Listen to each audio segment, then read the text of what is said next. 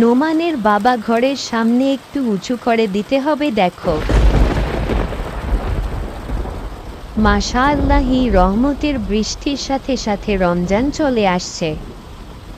হ্যাঁ, আর মাত্র কয়েকদিন আছে রমজান শুরু হতে। আমাদের কি কোনো কিছু বাজার করা বাকি আছে? মা, রমজানের আগেই আমাদের ঘরের মেরামত করা জরুরি। ঠিক বলেছ, ঘরের ভেতরেও পানি আসে। আল্লাহুম্মা সাইয়্যিবান নাফিয়া।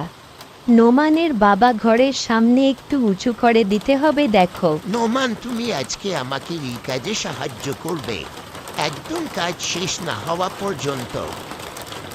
না, তোমার জ্বর এখনো অতটা কমেনি, তোমার কিছু করা লাগবে না। নোমান, আসো আমার সাথে। ঠিক আছে। নোমান, ওই ইটটাকে নিয়ে এখানে এই ইট বরাবর রাখো। ঠিক আছে। পুরোপুরি সুস্থ না হয়েও বাবা বৃষ্টিতে ভিজে কাজ করছে, কারণ রমজান মাসে বৃষ্টির সময় রোজা রেখে যেন ইবাদত করতে পারি। রমজান মাসে প্রত্যেক ভালো কাজের স্বভাব 70 গুণ বাড়িয়ে দেওয়া হয়। চলো এখনই যা যা দরকার ওগুলো গুছিয়ে নিয়ে জায়ানের বাসায় চলে যাই।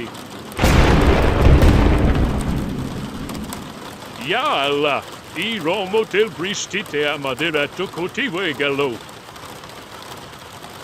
জায়ানের বাবা আল্লাহ যা করেন ভালোর জন্যই করেন। নোমানের বাবা, বৃষ্টি কমলে আজকে একটু বাজারে যাব, খেজুর আর কিছু ফলমূল কেনা বাকি। আর প্লিজ তুমি অন্তত রমজান মাসে সিগারেট খেও না। আল্লাহ তোমাকে হেদায়েত দান করুক। ঠিক আছে, আমি চেষ্টা করব ইনশাআল্লাহ।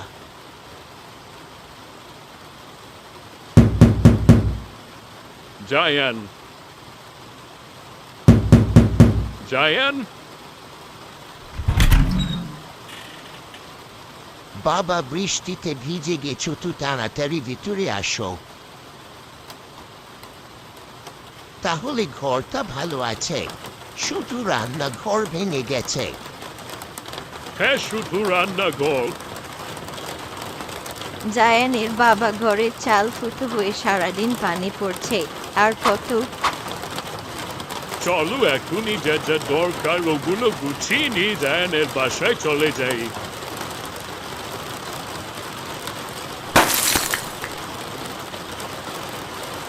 আমার শখের রান্নাঘরটা এভাবে ভেঙে গেল।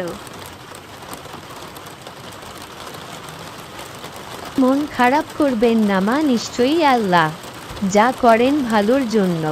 আল্লাহ কখনোই আমাদের খারাপ চান না। আপনারা কি রমজানের প্রস্তুতির জন্য রোজা রেখেছেন? হ্যাঁ মা। ইফতারের সময় হয়ে যাচ্ছে, আসুন ইফতার করে নেই। কত কিছু কিনেছিলাম মা, কিছুই আনতে পারিনি। রমজান মাস আমাদের জন্য রহমতের মাস। এই মাস গুনাহ মাফের জন্য।